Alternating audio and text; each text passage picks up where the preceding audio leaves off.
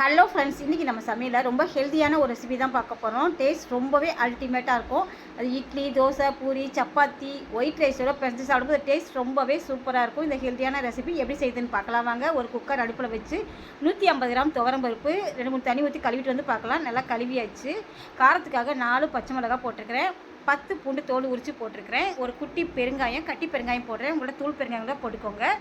அரை ஸ்பூன் சீரகம் போட்டுடலாம். 200 கிராம் பீட்ரூட்டு தோல் நீக்கி திருகி வச்சுக்கிறேன். அதையும் இந்த பருப்போடு போட்டுடலாம். அரை ஸ்பூன் மஞ்சள்தூள். பருப்பும் பீட்ரூட்டும் முழுகிற அளவுக்கு தண்ணி ஊற்றிக்கலாம். அதிகமாக தண்ணி ஊற்றினா வெளியில் பொங்கி பொங்கி வரும். நம்ம கரெக்டாக ஊற்றினா மட்டும்தான் வெந்து சரியாக வரும். இப்போ 1 லிட்டர் தண்ணி ஊற்றியாச்சு. நல்லா பாருங்கள், பருப்பும் பீட்ரூட்டும் முழுகிற அளவுக்கு. இப்போது ஒரு முறை மிக்ஸ் பண்ணி விட்டு குக்கர் மூடி போட்டுடலாம். 3 விசில் மட்டும் வரட்டும், வெயிட் பண்ணலாம். இப்போது 3 விசில் வந்துருச்சு. ஏரெல்லாம் போயிடுச்சு. திறந்து பார்க்கலாம். பருப்பும் பீட்ரூட்டும் சூப்பராக வெந்துருச்சு பாருங்கள். நம்ம ஊற்றின தண்ணி கரெக்டாக இருக்குது. இப்போ கரண்டி வச்சு அப்படியே நல்லா மசிச்சு விட்டுக்கலாம். நல்லா பேஸ்ட் மாதிரி ரொம்பவே சூப்பராக இருக்கும். பீட்ரூட் சாப்பிட மாட்டேன்னு சொல்கிற குழந்தைங்களுக்குலாம் இதே மாதிரி செஞ்சு கொடுங்க. ரொம்ப கேட்டு வாங்கி சாப்பிடுவாங்க. பீட்ரூட் இருக்கிற மாதிரியே தெரியாது. டேஸ்ட்டும் ரொம்ப அல்டிமேட்டாக இருக்கும். இப்போ ஒரு தாளிப்பு போட்டுடலாம். ஒரு கடாய் அடுப்பில் வச்சு 3 ஸ்பூன் எண்ணெய் ஊற்றிக்கிறேன். எண்ணெய் சூடாயிடுச்சு. அரை ஸ்பூன் கடுகு உளுந்து போட்டுடலாம். 4 பூண்டு தோல் உரித்து நச்சு வச்சுருக்கிறேன். 2 காஞ்ச மிளகா கட் பண்ணி வச்சுக்கிறேன். ஒரு கொத்து கருவேப்பிலை இது போட்டுடலாம். இப்போது ஒரு முறை நல்லா மிக்ஸ் பண்ணி விட்டுக்கலாம்.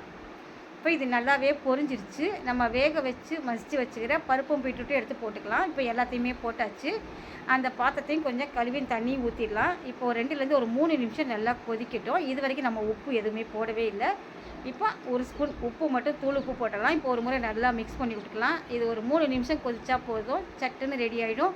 பீட்ரூட்டில் செஞ்ச மாதிரியே சொல்ல மாட்டாங்க, அவ்வளோ டேஸ்ட் சூப்பராக இருக்கும்.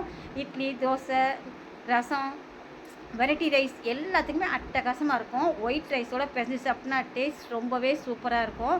பீட்ரூட் சாப்பிட மாட்டேன்னு சொல்கிற குழந்தைங்களுக்குலாம் இதே மாதிரி செஞ்சு கொடுங்க. இன்றைக்கே செஞ்சு கொடுங்க.